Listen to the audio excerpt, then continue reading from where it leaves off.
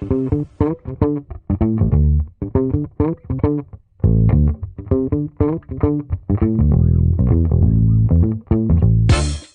everybody to the latest episode of Moments with McClellan. We have a very special guest today, Pete Aguilar, the House Democratic Caucus Chair. Hi, Pete. How you doing? I'm good. How are you? Good to be with you. Thanks for doing this. Thank you for coming on. We are really excited to talk to you about some fun things that people may not know about you. I love it. And maybe some serious things, but mostly fun. Okay.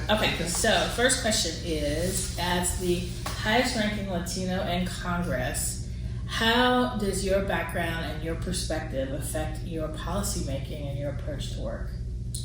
You know, I think, and similar to things that you've experienced and that you've seen in your work at the State House and your work here, I think just that representation matters, right? And representing our communities is such an immense honor, and you and I have that responsibility to represent our entire community.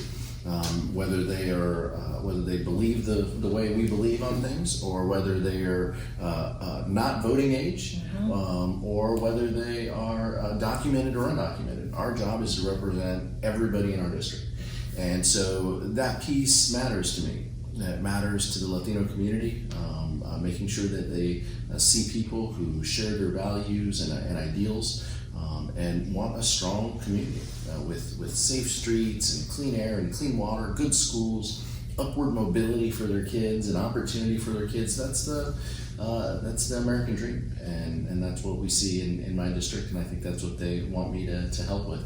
Well, you're doing a great job. What is something that people would be surprised to know about you? Something that people would be surprised to know about me. I just think the family stuff is just so fun for me, so real for me. But my parents, grandparents, all grew up in this district, all grew up in the same community.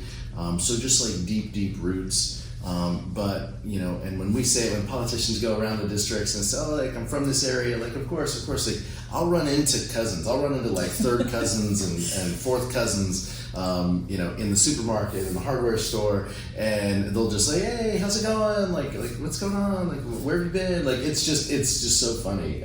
But that like sense of community, we used to get together when I was a kid growing up. At one of my aunts or uncles' houses every Saturday, Sunday. I mean, just like every weekend, your family was like that core piece of your week. The only question was whose house and what day. Saturday or Sunday. Church or not church. Before or after church or on Saturday. I mean, so just that like sense of community is just is who I am, and that's still what I gravitate to. Yeah, it is. It's kind of trippy representing the place you grew up. Yeah. And it's funny when like we have amazing staff members. You have amazing staff members. I do, and sometimes they're driving us around the district, right, moving us from things, and I'm like, I would have gone a different route. Like, exactly, I do that all the time. Yeah. Well, they're usually following GPS. They're following GPS. They're following GPS, and I'm going the old back ways and like alleys and stuff probably. But that part's fun. Just like having that deep sense of community and knowing all those little aspects and tips and tricks. Yeah, I think my favorite is when somebody tries to give me directions to to go to someplace I go to all the time. It's like I went to high school there. Yeah. Or when you're at one event, they're like, oh, where are you going? And then like give you direction, like you're going like, oh, let me tell you how to get there. Like I got this. So this is not on my script, but I'm going to ask it anyway. Do you ever go rogue and just like go somewhere without staff when they expect you to go? Here in DC or in the district? Yes, but like very, very small increments of time. Usually, it's a crowded schedule, it's crazy, and we're bouncing around. But like, every now and again, I'll like sneak away, grab my coffee or do something. But generally, I think like, and I'd ask you the same thing. I mean, the only free time we have are like really early and really late. Yeah. And so like I try to run or work out or play on the baseball team. Practice has started in the mornings now, so I'll do that. And that's really the only kind of time I get, here when I'm here. Yeah, my time is the drive into the office. Okay. Because I stay in Northern Virginia, without traffic it's 15, but usually it's at least a half an hour, and that's like those 30 minutes are sort of. So that's your off the grid time. That's my off the grid time. Yeah, that's right. Good. That's right. Okay, so as chair of the Democratic Caucus, you are incredibly busy, as we just talked about. But what do you like to do in your free time when you're not sneaking away? When I'm not sneaking away for coffee or something.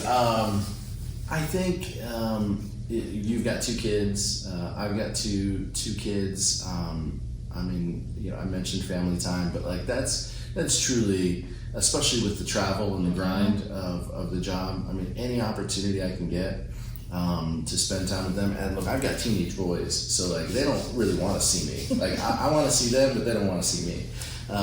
So anytime that they will want to do something with me, then I'll do it. And I'll try to be around them, even if it's just chilling at the house. Or if they want me to take them somewhere, then like I'll do it. Great. Like it doesn't matter what time zone I'm in. Like great. Like at 10 p.m. You want to go do like great. Let's go. Let's go. Yeah. The rule is with teenage boys, you just have to say yes. If they want you to do something, you just have to say yes. Well, mine's 13 right now, so he still wants to hang out, but that's good. I know, clock's ticking. The clock's ticking. It's getting close. You're gonna go to that other side soon. But you'll be great. You'll be great. Okay. So speaking of flights, you have your flight is among the longest. Not the longest. Yeah.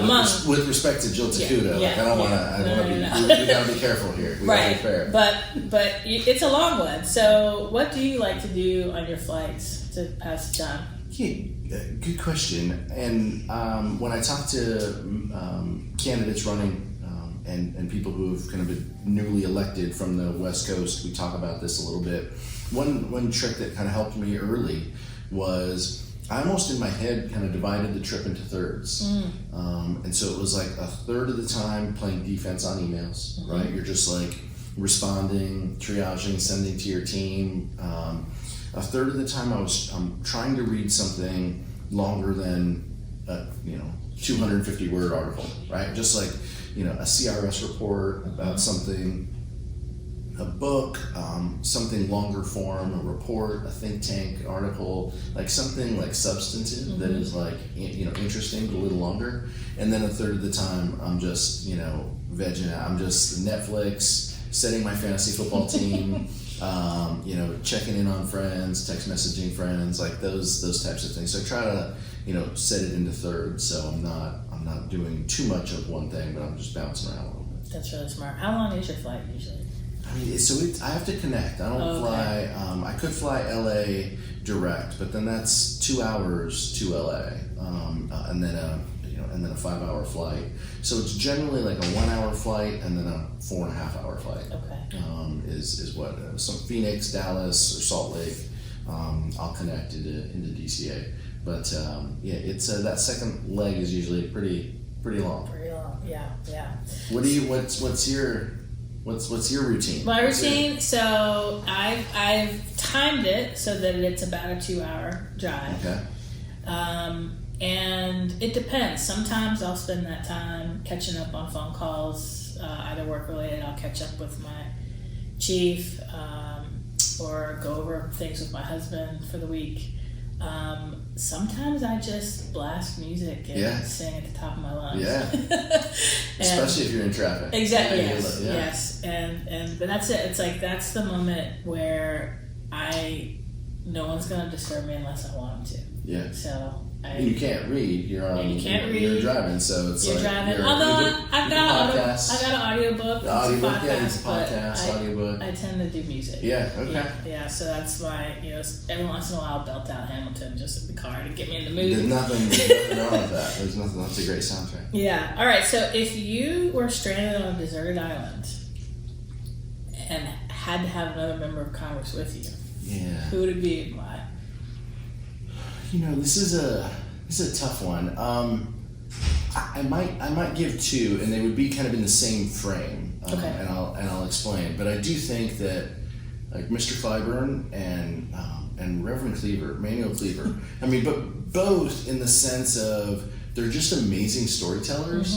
And look, you're going to be on a desert island, like you got to pass the time. Yes. You want to hear some stuff. And so, I think that would be maybe let's go Cleaver, because Clyburn is Pelosi, Hoyer, Clyburn, Mount Rushmore of Democratic politicians. But I think Cleaver would be just fun to spend time with. Now, maybe not on a deserted island. He's gonna, we're gonna be crying about missing our families and stuff. Like all of that aside, he'd have some good stories. He would have some good stories. Who's yours? What would be your answer? I guess I should have thought of it. You're the first one to turn him back on me. So Sydney Commander Dove is hilarious. She is fun. And so I think we would keep each other's spirits up. Yeah. No. I like that. Yeah. I like that. That's a good one. All right.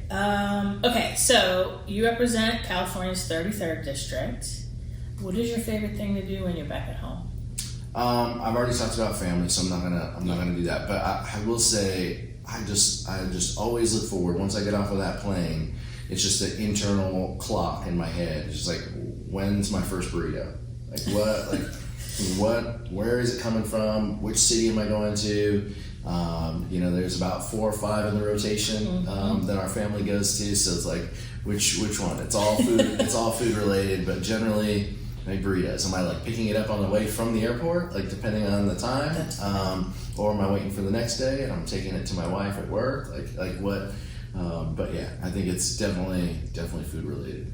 I can relate to that. Mine's probably Italian food. So I live in between 2 really great Italian restaurants. They're owned by the same people. One's takeout and one's dine-in. Oh, okay. And they have slightly different menus. So it's like, am I parking and going in there, or am I just going on the corner? I like that. So, okay, you mentioned podcasts earlier. What podcasts or music do you like to listen to? Man, this is such a DC swamp creature kind of thing. But like I'll listen to like Punch Bowl, pod in the morning, right? If I'm not gonna like read it, or if I'm gonna read it later, just like quick, 12-15 minutes of just like what's going on like in the day right now. I like Serial, the podcast Serial, which is like true crime related stuff, which is fun. And then music, I have a couple different playlists, and it's just like I've got like a travel mix, I've got like a running mix. So it's just kind of choose your own adventure, but like it could have everything from my main kind of playlist will have like Lumineers, Weezer. It'll have some like Third Eye Blind, Noah Khan, which is like a new artist, but then it'll also have like some Tupac. It's just like kind of like a range of me in kind of 90s, 2000s, probably a lot too. Oh, that's cool. Do your kids like your music? No, a little bit. Every now and again, like you'll hear the 18-year-old really loves music, like really loves music, and has such a good ear and is a really good fan. We went to the Grammys this year together, and so he genuinely just loves it. And he's the one who loves Noah Khan, and has introduced us to him, and we're going to see him in June in LA. But every now and again, I'll hear him, and he's got like some Third Eye Blind, or he's got some like something like, okay, like all right, that's us more than you. It's fun watching them discover stuff that we like. And my daughter is 9, or she'll be 9 this month, and she came up to me the other day, and she's like, "Mommy, have you heard Michael Jackson?" Oh my gosh. Like, yes, baby. He's great. And I was like, he is, and I got some more music for you right here. So. Oh my gosh, I love it. Yeah. So you worked on the January 6th committee, which I'm sure was unbelievable. What is something that will always stick with you from your work on that? That's a good question. Just the broad frame of just how precious democracy is. A lot of things broke in our favor. Was one of the lessons that we learned too. The Deputy Attorney General did the right thing. A couple people, around the former president, saying that they would, quit if he, went down a bad road. Those types of things. If a couple people would have went along with what the former president, wanted, it could have been a very different result. Leading up to January 6th. Then actually on January 6th, the fact that the mob got 40 feet from Mike Pence. I mean, these are all things when we were here and we just didn't have an understanding of and an appreciation of. But if some of those insurrectionists would have known where to go, or if they would have got in 5 minutes faster, they might have interacted with the former vice president. Those types of things, I mean, were just so powerful. And when we found out that it was just it was so real for us, and put it in perspective. Also, the straight grift of the former president. I mean, the fact that they were sending 25 emails a day after the election, raising low dollar money, stop the steal, recount fund. They raised hundreds of millions of dollars after the election. And all of that ends up, now that's the money that he's paying his attorneys off of, and all of that. I mean, just so many of these points were just like so real for us along the way. But just an amazing experience with an amazing group of members, and I'll always remember that time. Yeah, it was crazy. Okay, so we talked about music. So movies or TV shows, any guilty pleasures there? Oh, for sure. I mean, guilty pleasures. This is a little rough to say, but I do watch a little reality shows. Like Below Deck is probably like one I don't want to admit right here, but I'll do it. Okay. So my wife calls it yacht trash. So it's like Below Deck is just a reality show on the boat, right? Yeah. And it's these young people who work on the boat. So it's really funny though. That's one where occasionally I'll just tune it on in the background or have it going. Yeah. But that's a guilty pleasure. Real shows. Alicia and I watched Yellowstone, start to end, start to finish.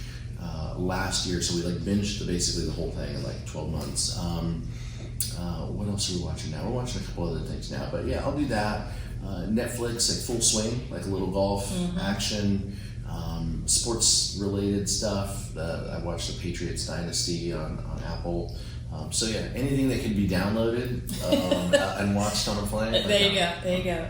Well, so one of my favorite Netflix miniseries are taking off soon is The Medicis. Oh, I don't know. Well, if you think Capitol Hill politics is crazy, look at Renaissance Florence. Okay. Yeah. At least no one's getting poisoned or stabbed. Well, yeah. I mean, yeah. You don't know. I mean, really, that's like the Republican conference. You just don't know what's going on over there. You never know, but it's so. I recommend that before. Okay. All right. That's good. What is something you've always wanted to learn, but you haven't had a chance to do it yet? Well, I'm playing a little more pickleball now, which is kind of fun. But I think the real, honest answer, my parents never taught us Spanish. Oh, wow. And as a kid growing up, mostly them is teenagers in the 60s and 70s. Their parents kept them from Spanish. They knew it, but when they went to high school, it was like, okay, if you spoke Spanish, you hung out over there. Mm-hmm. And so this just deep sense, and I don't think mine is the only generation to experience this, right? Where your family wants you to assimilate. Mm-hmm. And so they kept us from Spanish. I took Spanish in school, but I've just never been as fluent as I want to be. And so I'll still hold that out. I need to do better. I need to do more. But I'll take a class with you. Yeah, let's do it. There we go. Mark Takano did, he had a Spanish tutor come in once a week for a while with a small group of members. I don't know if he's gonna get that going back, but he actually has very good conversational Spanish. He was a teacher in Rialto, California. Mark taught in my district, but high Latino population, and Mark is just a great guy. But yeah, we should talk to him. We should. Okay, lightning round. Okay. All right, are you a morning person or a night owl? I'm a night owl. Beach or mountains? Beach. Favorite season? Fall, although California, it seems like fall is very, very small, but I'll say fall. Okay, other than burritos, type of food? tacos, taquitos, like I'll just like all of that. Like it's just any type of Mexican food is just like comfort food. Pozole, I'll go pozole. I'll go soup, like a good Mexican like hearty soup would be right after burritos. Okay, Marvel or DC? Oh, great question. I'll go Marvel. My son goes back and forth. He's huge superhero fan, like super fan, like encyclopedic. And so I'll go Marvel, and I'll check with him to see if that's the acceptable answer. I think so. Who's your favorite character? Who's your favorite Marvel hero? I say Black Panther. I love me some Black Panther. So yeah, that's a good one. All right, and Star Wars or Star Trek? Star Wars. Okay. Yeah, but a little, yeah, Star Wars. Mark Hamill following you? No, but Mark Hamill's like a Derek Kilmer friend, and he's like a Ted Lieu friend. Yeah. Like, man, he's friends with all my friends. Like, why isn't he my friend? He started following. He's liked a couple of my posts. Nice, so, yeah. nice. Mark Hamill, if you're watching, how about we get a follow? A little love for the Southern California guy. There we go. Well, thank you, Pete, for joining us on Moments with McClellan, and we will see you all in the next episode. Thank you.